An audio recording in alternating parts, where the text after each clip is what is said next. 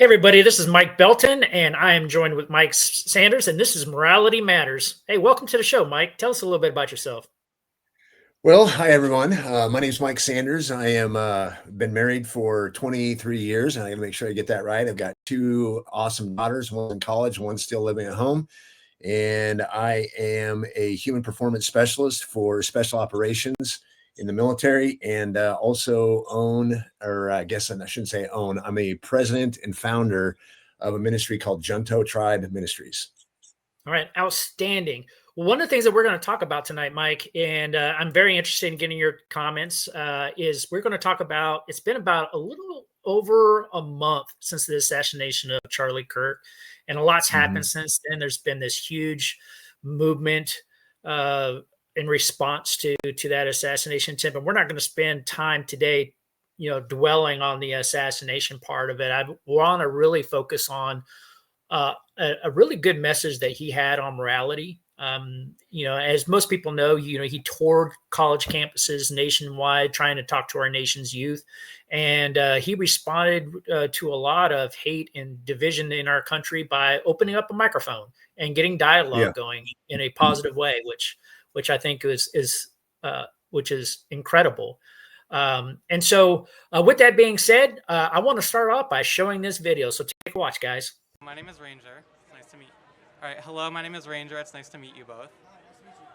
So I have two questions for you. The first of which is you were talking about you want an America that fears God. But it's believed to be back to the fundamentals of when this country was started and the Constitution was made, that there's supposed to be a separation of church and state, but it seems you don't believe that anymore. Well, where does it say that in the U.S. Constitution? It was written in the Constitution. I don't exactly remember what part, but it has been written. It's not, actually. So, and that's okay. I'm going to help you out here. Okay. There's the Free Expression Clause and the Establishment Clause. So what you're thinking is of the First Amendment. What you're thinking of is that Congress shall make no law prohibiting or promoting the exercise of religion or the free exercise thereof. Now, mind you, the separation of church and state is not in the U.S. Constitution. And that's okay. Not a lot of people know this. It is from a letter that Thomas Jefferson wrote in 1803 to the Danbury Baptist Convention in Massachusetts, saying to the church, the government will not come after you. There was no question at the time of the founding that God played a central role in all of our government. In fact, God is there in 4 times mentioned in the Declaration of Independence. And never should we, and you would agree, there should never be separation of morality in state. Okay, Mike. So based off of that video, what we saw here was one of the comments that he had was this idea of separation of morality and state. And so I have to ask you, what do you think? Do we think that we have a separation between morality and state today? Yeah, I mean, I think it's something that we see quite a bit in our country, where we're getting further and further away from this idea of having a morality that is above all of us, an absolute morality or an objective morality. And I think we have a tendency to move away from that. But I think it's important that we understand that there has to be an ultimate truth. There has to be an objective truth that we all can access. And I don't know about you, Mike, but I know I didn't write it, right? So I don't. That's right. I didn't write it. So, but I do believe it has to exist. And so the question would be then is who created it? Who's the one that wrote those objective truths? And I think that's this idea then. And when we look at if there is a God that created the universe, which I completely, totally, absolutely believe that is the truth, then that means then that he probably is the one that created those truths. And so what we see, for example, in John 14:6, it says, Jesus says, I am the way, I am the truth. And I think it's interesting if we understand and we grasp this idea that he is truth and he is the way, we will find what life is actually supposed to be. So with that being said, when we look at this idea of separation of morality and state, I don't think they go in hand, because we have to have those morals. We have to have those roots that are deeply inside of us all for us to be able to find true freedom. And We're not the ones that wrote that. Yeah, I think I completely agree. And I think right now, I think as a nation, you know, we try to make morality separate from state, but I don't think it should be. Just like Charlie said, I don't think it should be, right. I think we should be electing leaders that understand that you need to take a moral position. I mean, I want a decision maker that's making moral decisions versus a decision maker that's making immoral decisions or doing That's right. immoral acts, right. So even for those atheists that might be watching or those who might not be politically aligned like I am, the idea of this moral position, I mean, we generally know morally what is right. And I think what happens at times is sometimes we take the position of, if I can justify my position, then it's a moral position to me. And I think that's a very dangerous position to get into, because Yes. you need, like what you said, you need that higher authority to balance the way that you're thinking over, am I thinking right? Or am I just justifying an action or position that I want to take? Yeah, that's right. So truth is means that there's an objective truth that we can find. If I say to you, for example, that I believe, or I don't believe that there is such a thing as truth, right? And this is kind of hard to bear with me here for a minute. Your question should be back to me is that a truth statement? So what I'm actually doing is I'm arguing that there is no such thing as truth, and I'm actually making I believe I'm making a truth statement. So I'm already arguing against myself. So there is no such thing as philosophical relativism. There just cannot be. So that means then that this idea that whatever's true to me is the way it should be. And then I've heard people say things like, and the decisions I make don't affect you anyway. Well, that's all just untrue. So Right. if I am a hedonist, if I am a narcissist, if I'm a nihilist, all of those actually come together to just get rid of any sort of truth whatsoever. And then it goes back to, well, whatever makes me happy is great.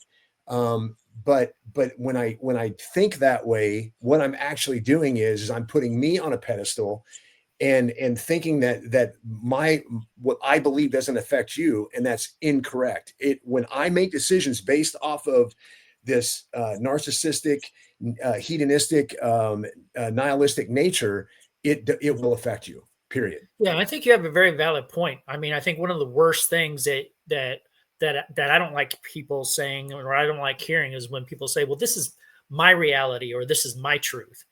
I'm just like, nah, I don't think it's either. I don't think it's either your reality. You might want it to be your reality, and you might want it to be true, but you're really deceiving yourself when you take a position like that. Like, what we all should be trying to do is, well, what is the truth behind it? That's right. Yes. One of the worst sayings I used to hate when people say, and I even had a boss tell me this one time, is like, well, perception's reality. Like, no, not really. Perception could be a lazy person's excuse not to get to truth. That's right. Right. And that was always my kind of take back with that, is just like, a perception might be an assumption, but you should always be trying to seek the truth in it. And so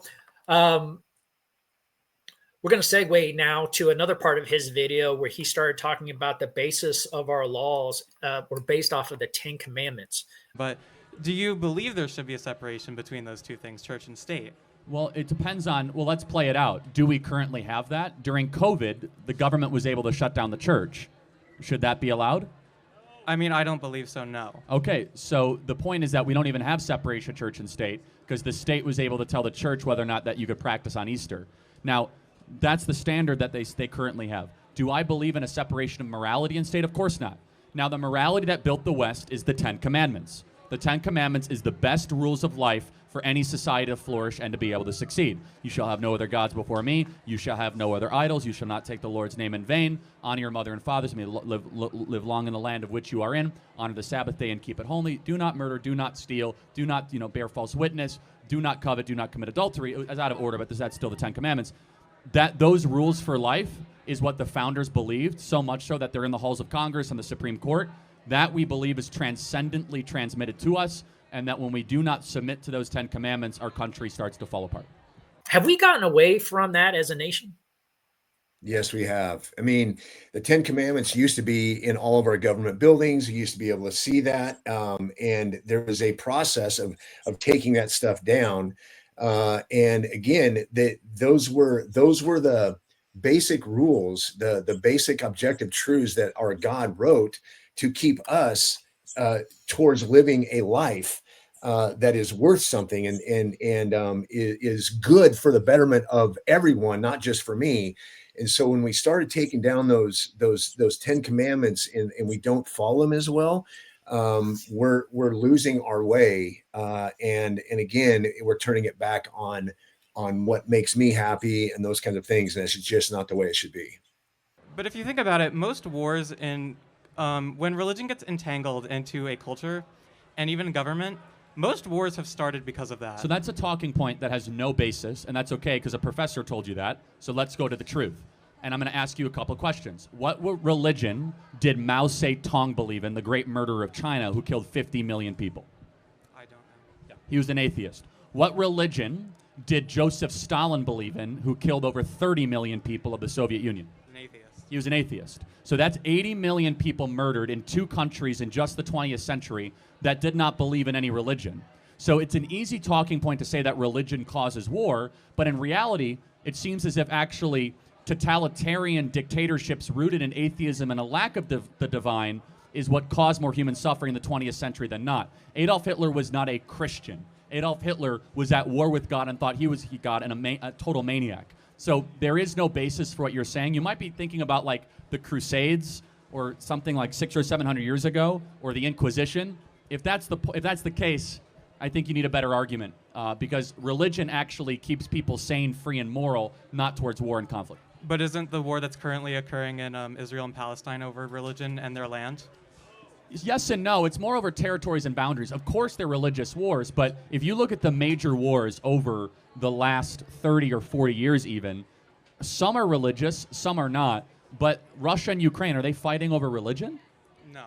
No. Or Central African Republic Civil War, are they fighting over religion? No. So it's an easy talking point. There really is no truth to it in the modern era. There is this overall view out there that majority of wars that happen in the world are based off of religion. I never really truly believe that to be true. And so I had to ask myself the question. And I try to put it on, what is it exactly that I know? I'll be honest with you, I'm not a big historian. Maybe you are more than me. But like, I don't study a lot of different types of wars, even though I was in the military for 27 years, right? I just don't. But I try to think about our own wars. The wars of the U.S., right? What wars have the United States been on that we would consider to be religious wars, where we were doing this on the basis of religion? I can't think. Yeah, I can't think of any. Yeah, I can't think of any. Yeah, I draw a blank. From a Revolutionary War all the way up to OIF, OEF, I just can't think of one.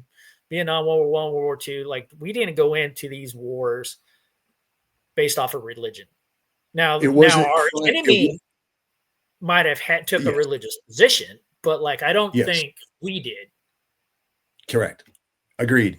Yeah, none of the reasons why we got ourselves into war were primarily about fighting for my Jesus. It was never ever the case. Now Jesus gets involved in those processes for sure.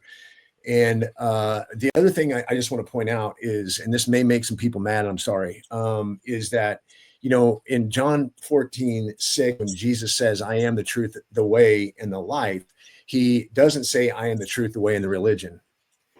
So in other words, he goes further. He says, look, I'm life. I am your source to find life. And I think that so many times we have a tendency to reduce Jesus down to this idea of religion. And that's a whole nother thing we could argue over some other time, but really he's life. And the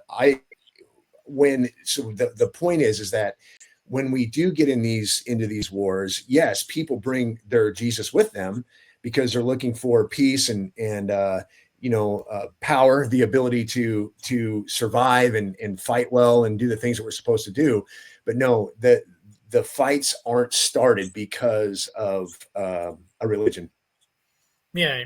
The one most significant one, at least event that happened during our lifetime, which really radically changed our life, was the events of 9/11. Right. Yes. So it could be argued like that was launched because of a difference in ideology. It could have Yep. been, I hate to put justification or how they discern that in the minds of terrorists. But they obviously had a reason for going about doing what they did, right? And it might have been religiously motivated from a difference in ideology. Um, but I would tell you our response, I don't think was.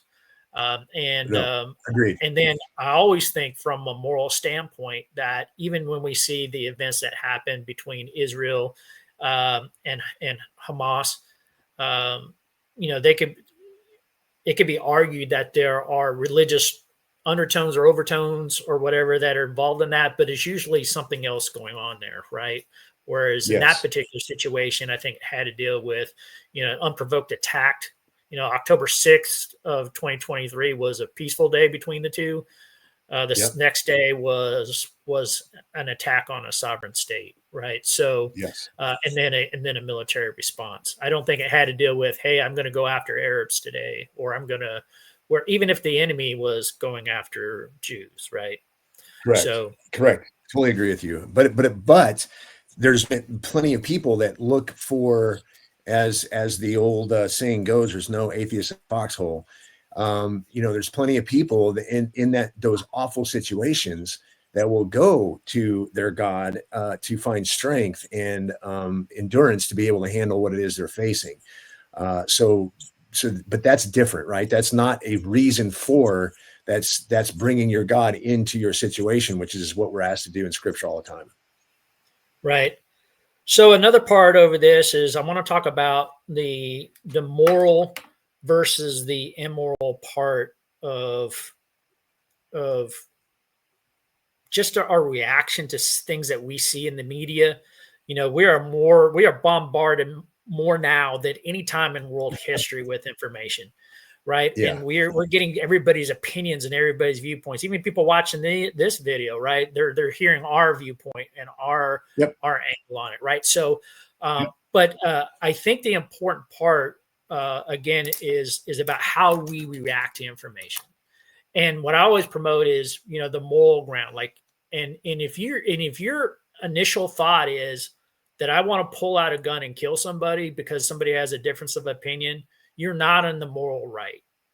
Agreed. If your initial reaction is to go and burn a building or go loot a building, a store from a store owner because you feel like there's some kind of injustice going on, that's not morally right.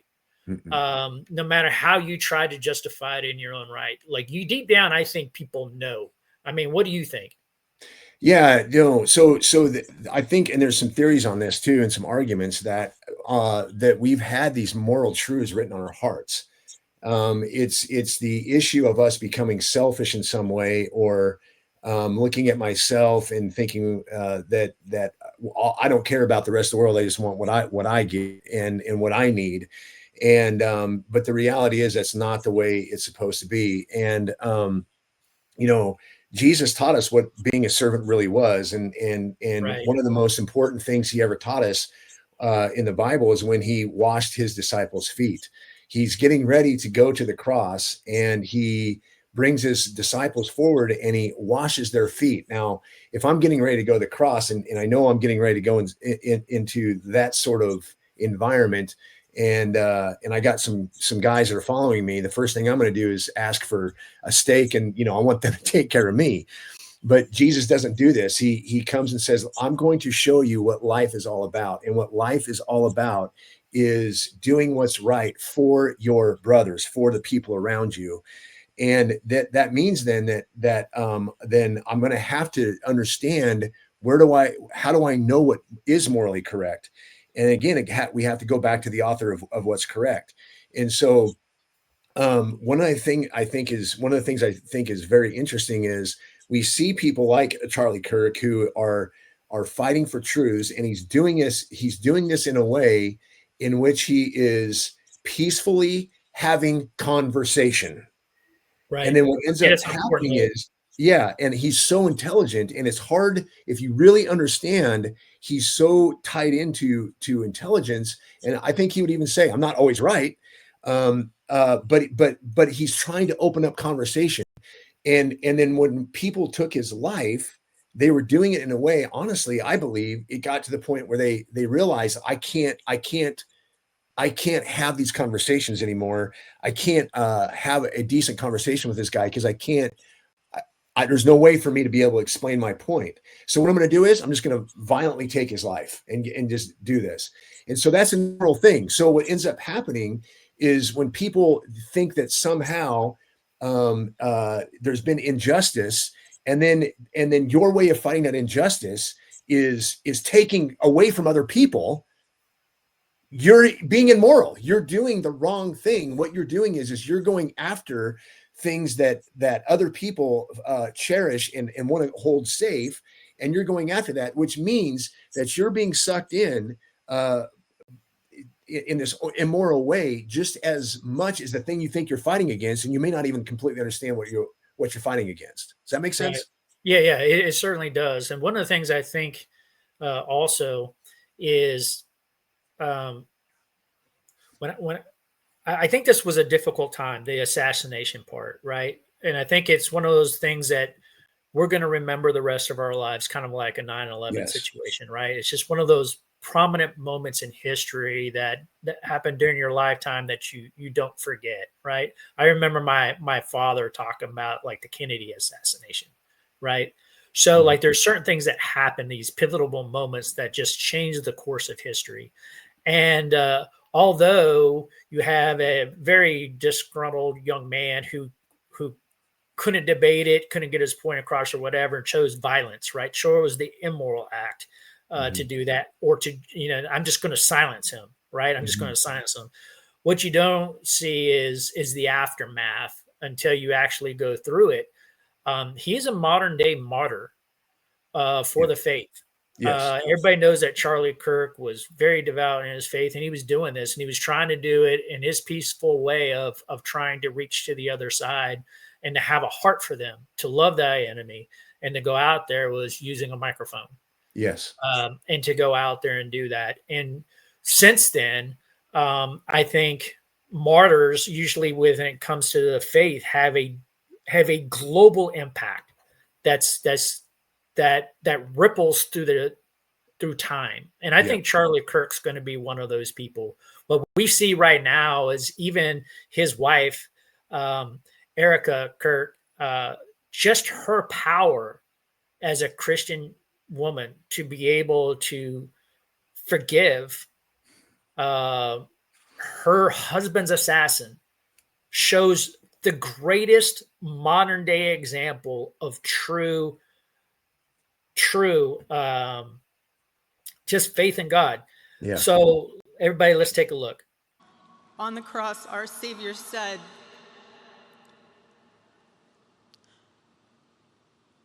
"Father, forgive them, for they not know what they do." That man, that young man, I forgive him.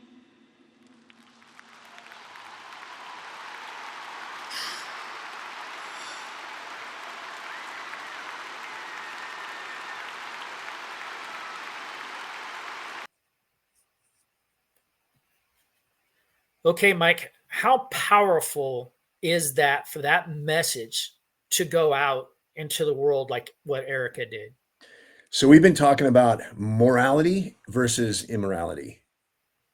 What Erica did there is probably, I can't even wrap my head around it. That's the highest level of morality that I think we could come up with. Erica could have easily taken a different stance and said, "No, I'm going to do this in an immoral way."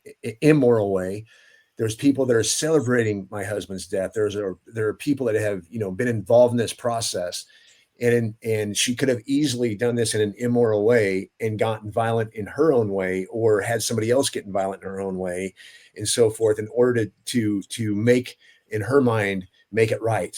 And she didn't. The kind of strength that takes means that she was finding it through the Holy Spirit, through God, to be able to say, you know what?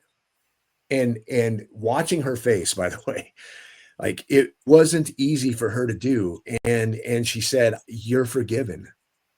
That is such a powerful, powerful thing. And if you can't see the difference between the morality of that and something different that she could have done, which would have been immoral, then you probably need to take a long, hard look at what you find to be objective truth.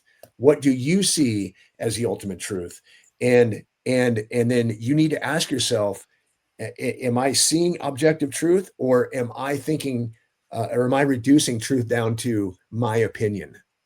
Yeah, I think that's a strong, very, very strong case that you're making there, because, you're right. She could have had a completely other call. She could have demanded justice. She could have been like, Yeah. and I'm pretty sure she still wants justice anyway, Yeah. right? And there's things to do it, but to use her moment at a memorial service before a packed out Coliseum, and to show that kind of, what I believe is just true Christian leadership, and Absolutely. most and capturing that moment and knowing it to be from the heart. And I will tell you, there's a lot of people who claim to be Christian. We're both Christian. There's a lot of people that claim to be Christian. I think there are very few that could be in that moment to take the position that she could. Majority of us would be angry. Yes. Yeah. And the thing that I think is really interesting is that this injustice, and I don't care what you say, this is an absolute injustice against another human being. It is. And she doesn't call for more injustice. So you made a comment a minute ago. You said, well, she probably wants justice, and I agree. And there's nothing wrong with that. But she doesn't use more injustice to somehow squelch or take care of this injustice that was done to her husband. And that is anti. That is not one of the easier things for us to do as human beings. Yeah. So I will tell you another thing, because it's personal, and my wife was tore up about this. We both were, right. My Yeah. wife even asked, like, why Charlie Kirk? Why did God allow this to happen to Charlie Kirk? And it's not that she had a question of her faith or nothing like that, because my wife's a very strong Christian woman, right? But it was more of like, she was like, I just don't understand why this would happen. And it's a hard thing to grasp your head around a lot of times when things, because we saw, the assassination attempt on our president, right, before he became Yeah. president. And, he lived through that. And you were like, okay, there's a higher purpose. And then you're just like, okay, well, in Charlie's case, but he did not have a higher purpose. Well, yeah, and I think it was, I mean, he was probably placed on this earth to be a martyr for the faith. Yes. To get that point across. And one of the things I kind of just look at there is what's happened at Turning Point USA. I'll put the screen up here. You see the numbers of people. Like, I believe Turning Point USA is going to end up being on every single college campus and high school campus across the world. That was his vision, or not across the world, but at least within our nation. But that was his vision for it. It'll be realized now that he's no longer with us. And I think his message and what he was trying to get across, and for our country to wake up and move closer towards God in this process with this next generation, is going to happen because of this event happened. What do you think? Yes. Totally agree. I mean, the thing is I think what we're seeing here now, since his passing, is that there is what we're seeing in our younger generation is there is a hunger of this idea that we've been talking about, which is this objective truth and this idea of morality. And it was a wake up for so many people. And I think our younger generation is looking at this and saying, you know what, I want to know what it is to live a truly moral life. And at the end of the day, we're all human. That's right. And God wants salvation. He wants all of his kids at home with him in the future, where Charlie is, I believe, right now. And so he wants all of his kids there. And with that being said, I think there is a hunger inside of all of our own hearts to understand, number one, who am I? What's my identity? Which is to say that we are sons or daughters of God. And then what's the purpose of life? And what our purpose is life. If we take him out of that, then we're going to be thumping through the dark all the time, trying to find what it is that is actual truth. And so I think our kids these days are hungry for that more than ever. And I don't know that we've done the best job of the older generation of making sure that our kids are ready for that type of that fight. Well, I tell you what, you might be right, but I will tell you what I think Charlie Kirk might have filled the gap a little bit. Absolutely. Because I believe that this younger generation, like what you said, has been looking for it. I think if you're going to find a silver lining, you're going to find the positive comes out of this. What I believe is happening, at least within the youth, is that there is a nationwide revival coming out of this. And you see it already across college campuses and in churches. You see it. The youth are just waking up. They know that their entire lives have been filled with this misinformation and all this kind of stuff. What is truth? And they are looking for it, and they're finding it now. And they are going to gravitate towards it. So, Mike, thank you so much for being on the show here for Morality Matters. Believe making that moral choice for everybody is something that's just so important. You have to always challenge your own thoughts. Am I thinking morally or not? And you have to be able to judge that off of those absolute truths, just like you said, Mike. Certainly appreciate your time here today.